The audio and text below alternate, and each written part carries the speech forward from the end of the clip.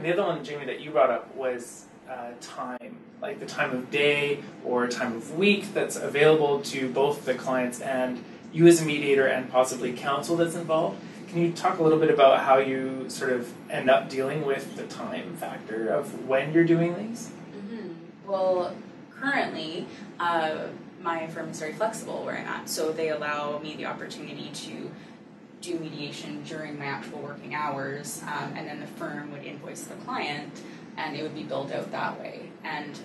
there are other circumstances where people don't have that sort of flexibility, or situations sometimes where the clients need you to be available at night or on weekends because maybe they're working a 9-to-5 job and you know have their own business or something like that, where it's difficult for them to take time away because you know they're losing pay for that. So I'm fortunate that I have that flexibility. For other people that aren't, sometimes it's actually better to do it nights or weekends, and for some people it's just going to be a complete barrier because if they want the mediation to be during the day and the firm they're at isn't as open, that unfortunately that just sort of eliminates that option for them. Yeah, and for people that maybe aren't at firms right. and just have work like sort of a full-time job, is there like do you have any sort of advice or how they might look at structuring their time around building a mediation? Well, I think for people not established firms, or people who are on their own or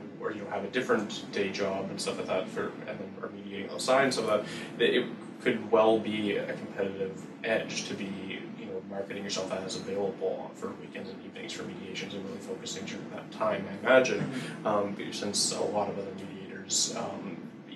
in law or not may be like busy during Monday to Friday, sort of typical working hours. So if you're quite available during those hours, and particularly if you're working on your own, I think you'd have could be a competitive advantage.